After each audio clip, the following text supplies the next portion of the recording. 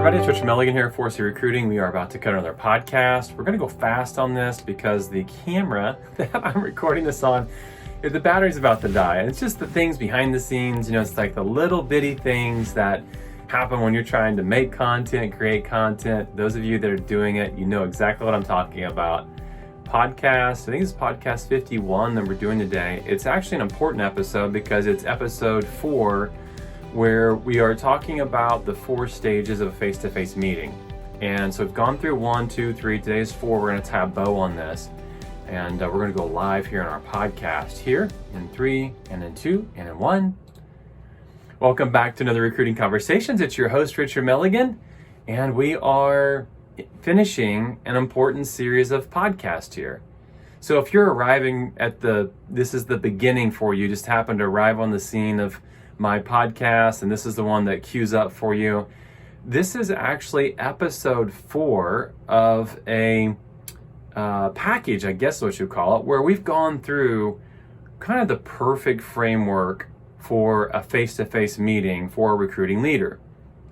So if you're showing up and this is number 1 for you, go back, and I would encourage you to actually start with episode 1 of this and then go through episode 2, episode 3. Now this is episode 4.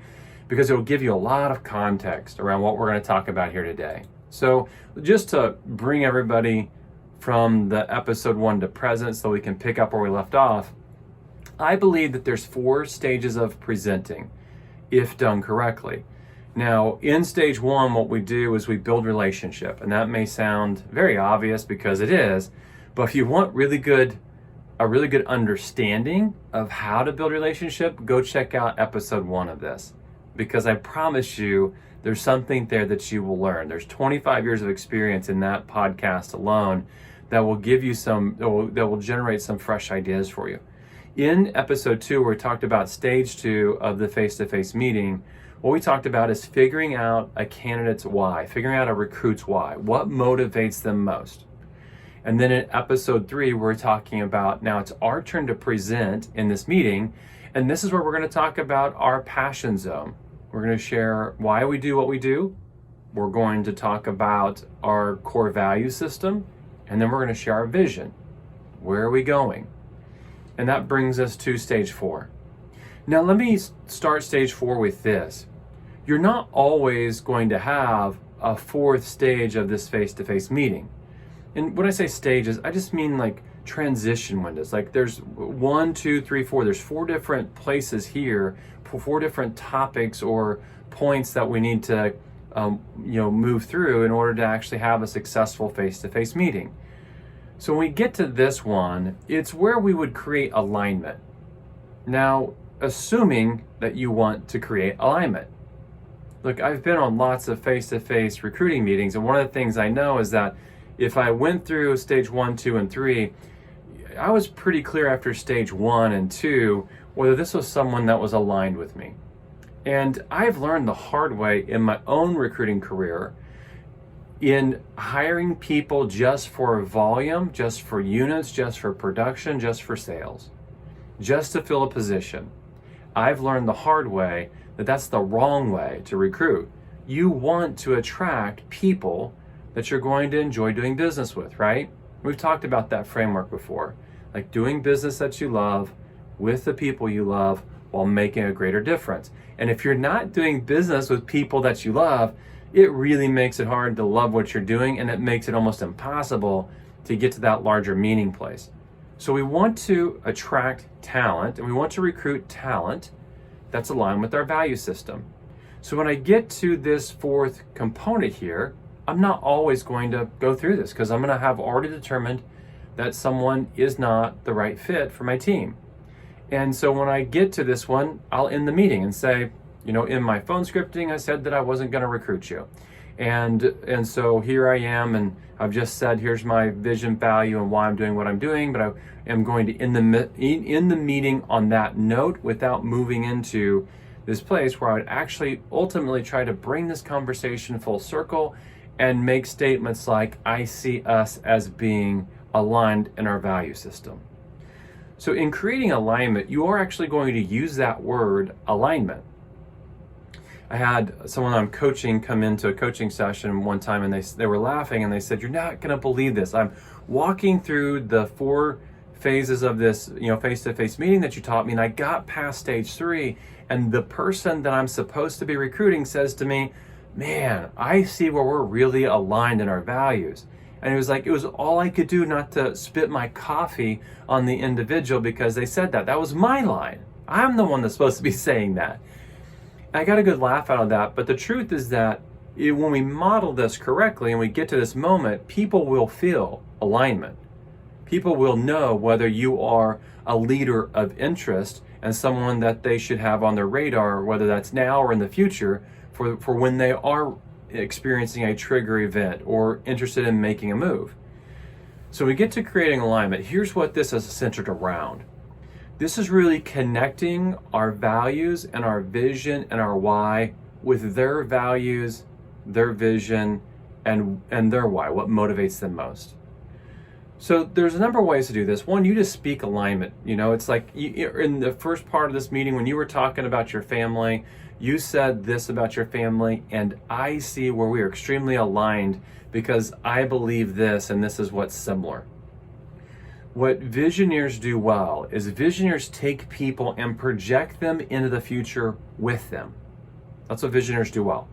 Most people are stuck in the moment. They're stuck in the next decision. They're stuck in the immediate environment of what's going on in their life.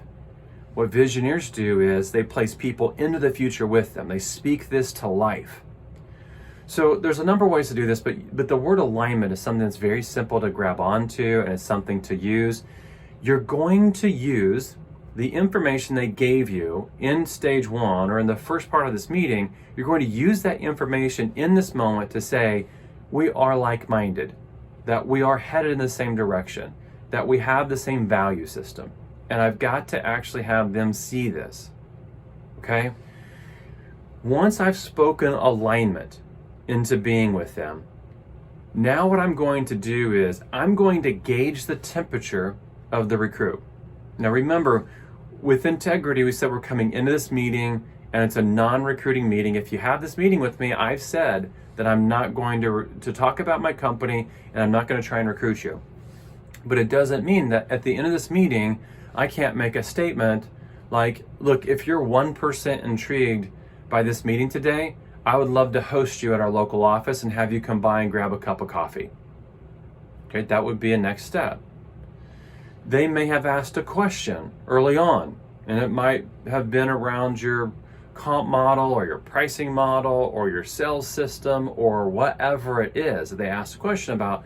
And because I've set the precedence before coming into this that I'm not going to talk about my company, I'm not going to try and recruit them, when they ask that question, then I'm going to politely decline answering that. I'm going to say, look, one of the things I promised you is that I wouldn't talk about my company.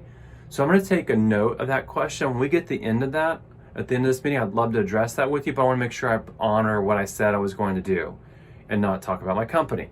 So when I get to the end of the meeting and I have those questions that may have been asked, and a lot of times they do get asked, even when you set the precedence that this is a non-recruiting meeting, they'll get asked. I push those to the very end. If they asked a question that could be answered by someone on my operations team, then that would be my next step. I would say, early in this meeting, you asked a question about this. I would love to get Nancy, my head of operations, in a meeting with you. What's your schedule next week? And she'll not only be able to answer that question, but give you a larger feel for how we handle our process and our system on the operations side. I'm going to put quotations around this, gain agreement on my next step. I want to gain agreement on a next step. Here's a huge mistake that I made for almost 11 years. 11 years into being a recruiting leader, I had hired around, best I can calculate, somewhere between 42 and 45 salespeople, okay, that were currently on my team. So we're talking about hiring and retaining about somewhere around 3 or 4 or 5 people every year consistently for about a decade. And a lot of people thought that was those were big wins. Like I had done something of significance. I was running 3 offices, 10, 11 years in. A lot of people were like, he's having a lot of success. ultimately what I found out in the next 3 years is that that success was really micro compared to what I could accomplish when I was doing things correctly or when I was doing things differently. One of the things that was really important that was different in those 2 seasons was in the first decade, when I got to this face-to-face meeting and I got to the end of the meeting, I would actually ask for an email address so that I could send my corporate presentation to them. Now, I know this entire audience is gasping for air right now because of that's such an amazing tip, and they're probably putting their hands over their mouth going, never thought of that.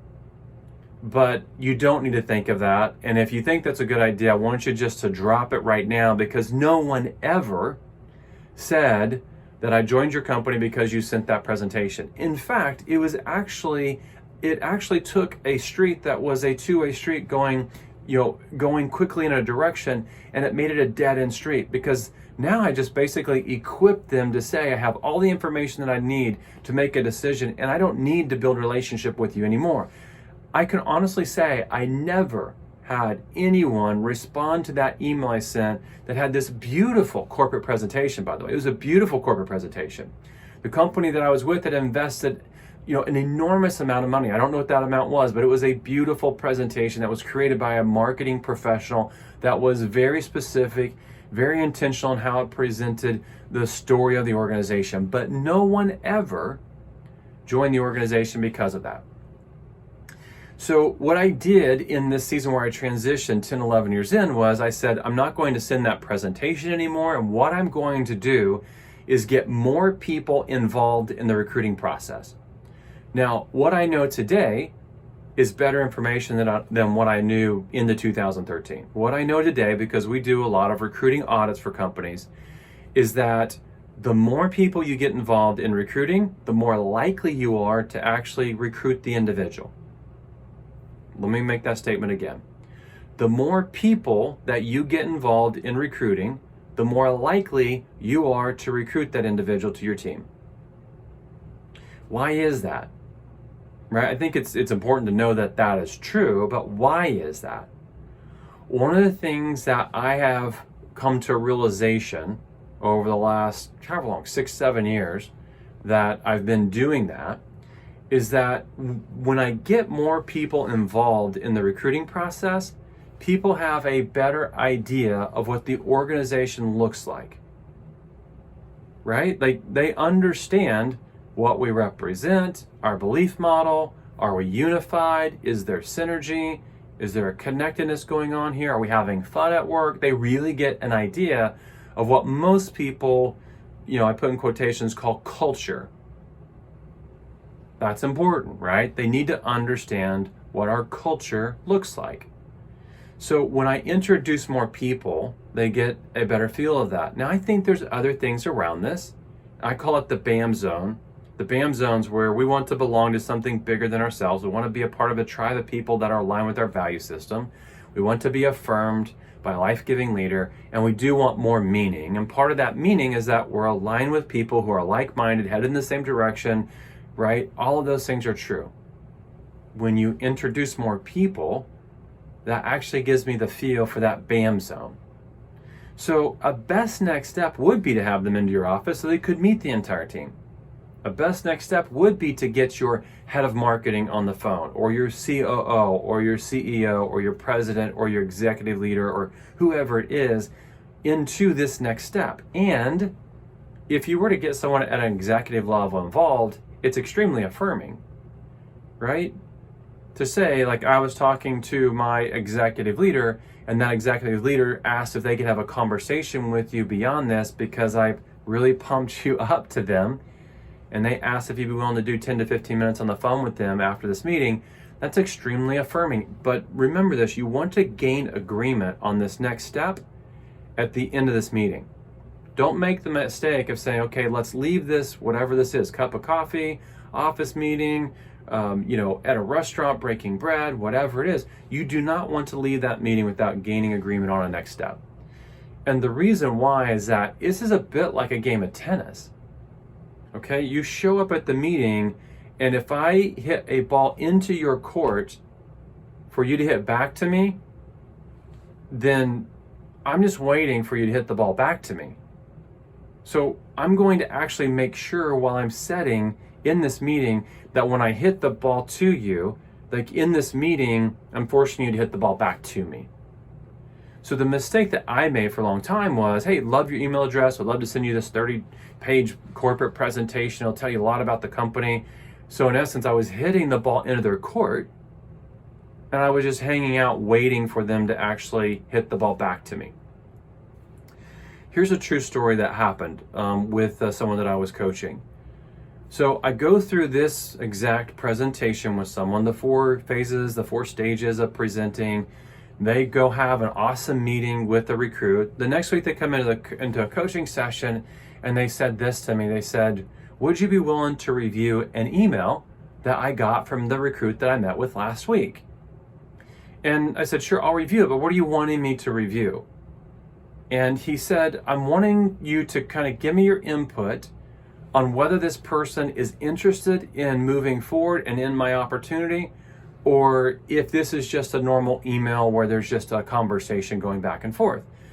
Before I ever saw that email, I made this statement, you didn't gain agreement on a next step, did you? And he was like, what do you mean? And I said, well, we talked about, like, in this meeting, you would actually invite them into some big next step, and you didn't do that. And he said, how'd you know that I didn't do that? And I said, well, because you don't know the temperature of the recruit. And so when we ask for an agreement on a next step, we gauge the temperature of the recruit. Think about this.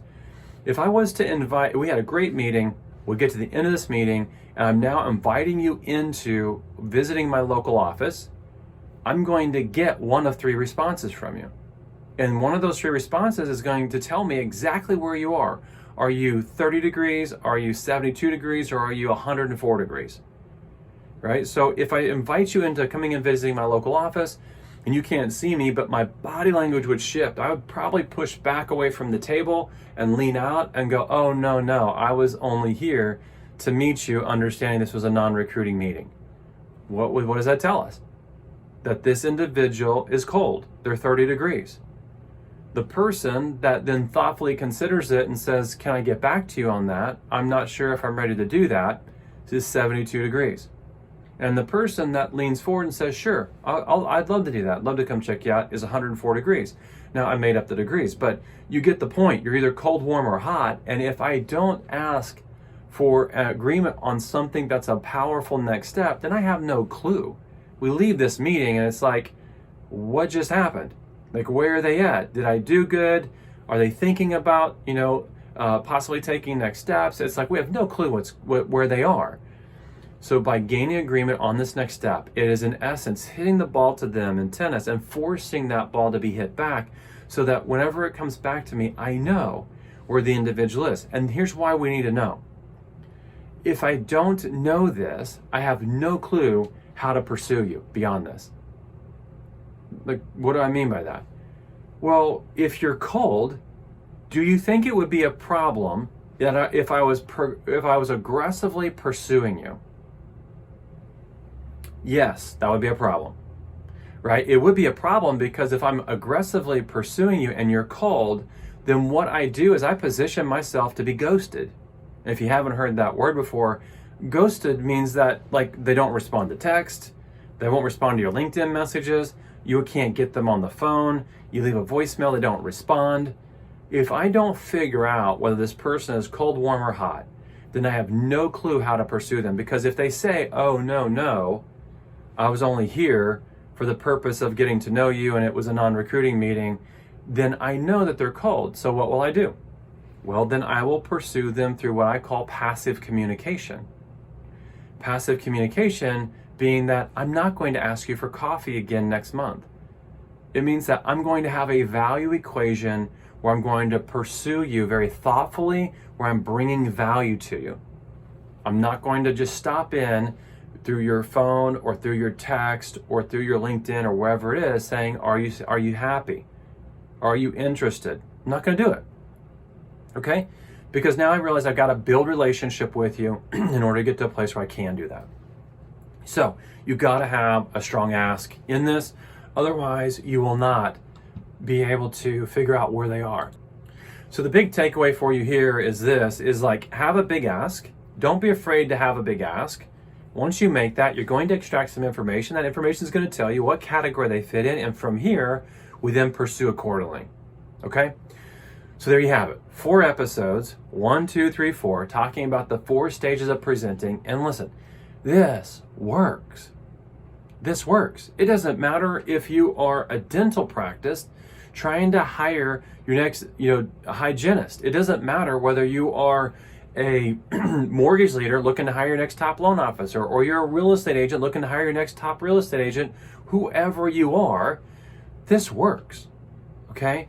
So get familiar with this, map this into your recruiting process, and then expect great things to come from this, because when you leave this meeting, something great just happened. You know exactly where the recruit sits, you know exactly how to pursue them next, and because of that, you have now moved yourself in a direction where you are much closer to getting the individual than before you actually started it. Okay? And so now for us, the big thing is going to be having a value equation where we're consistently, month in and month out, showing up with some form of communication where we're bringing real value to the individual that will help them grow, that will inspire them, that will help them in their career where they're at. And we're going to do all of that with no strings attached as we pursue the individual beyond this. Got it? So I'm sure this brought some value to you today, because I know it was an aha moment in my career that was a springboard that I was able to use to actually further my recruiting efforts and further growth of my team. So hope you enjoyed it today, gang. If there's any way that we can help you connecting some of the dots on this, you've got access to my calendar. The outro will go right after this, and there my link to my calendar beyond that. It would be an honor and a pleasure to just even spend an hour with you. If you feel like I can bring you value for an hour, I spend probably 3 or 4 hours a week in coaching sessions with people I've never met before, and just to give them value and to high-five them along the journey. Because if you are a recruiting leader, I really believe you had the most difficult job on planet Earth, which is you're wearing 15 hats and then also trying to juggle this big role of recruiting. So I applaud you, I encourage you, stay the course, keep doing the right things right this week, and until I see you again or until I speak to you again next time on Recruiting Conversations, have a great week, everybody. There you have it, gang, another Recruiting Conversations in the book. Man, I try to keep these short. I'm like at 20 minutes, and don't ask me how we get there, but we do. Recruiting is simple, but it's hard, right? Simple in that it revolves around a handful of things. It's hard in that it's the little things that matter a lot. And so when I think about little things mattering a lot, like when there's so many little idiosyncrasies in the 4 things we discussed over the last 4 episodes, I would encourage you, go back and check those out. It's worth it, because the person who hones their recruiting skills, that gets in that next level of being the expert recruiter, they're the ones that win against the amateurs. And most recruiting leaders are amateurs. They know what they know, right? And what they know is that they should be making more connections, they should be making more contacts, and so they're using lame scripts, they're using lame processes, and they don't know that it's lame. They're doing the best that they can, the best of their ability. So if you know someone's in a recruiting leader role, take this, send it to them, tell them about our YouTube channel, tell them about our podcast. We would be honored. It's the biggest honor you can pay to us, is sharing this and helping us grow our tribe of people. And so until I see you again on another video, have a great week, everybody.